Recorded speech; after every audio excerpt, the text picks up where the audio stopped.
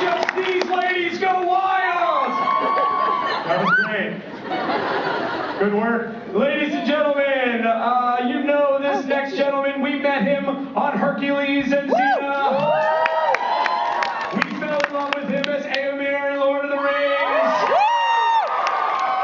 We watched him kick ass in the good Dredd and get his ass kicked in the Bourne Supremacy, and he rocked it as Bones in the new Star Trek.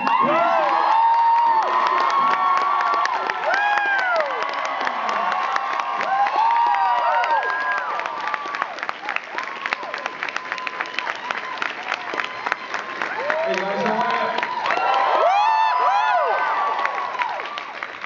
you? It's so great to be here in Philadelphia. It's such a beautiful city. Not that I've got to see much of it, but it is beautiful. I mean, last night had a fantastic meal and a walk around, and so thank you so much for having me in your city.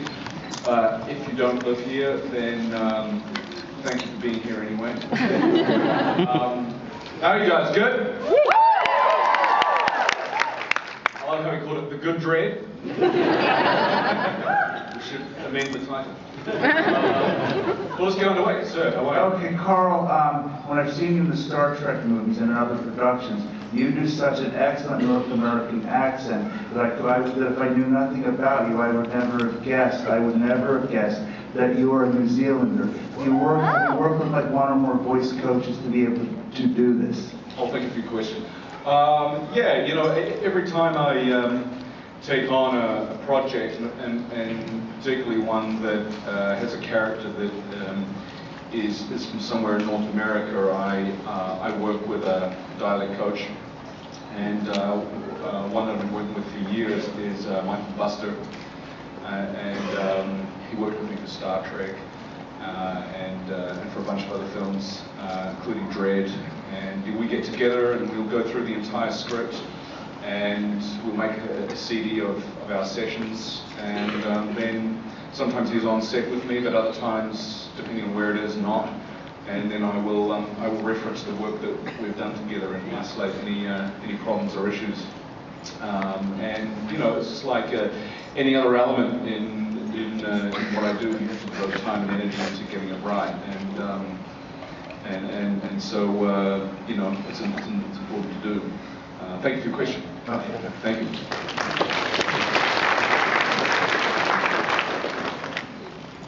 So I was wondering if you could give an inkling of when we're getting our next Riddick movie, and when we do, what do you think Riddick's going to do to Baku when he finds out that Baku is the one that betrayed him?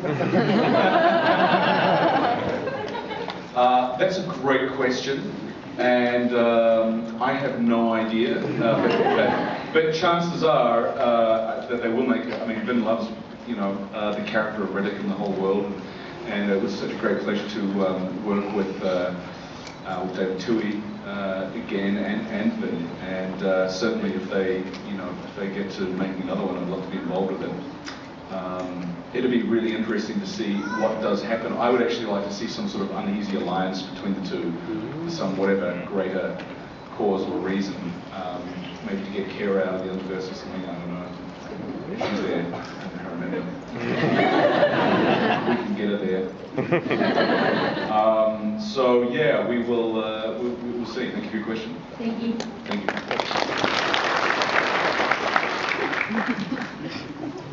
Hey sweetheart, how are you? I was wondering how it felt to film with Spock.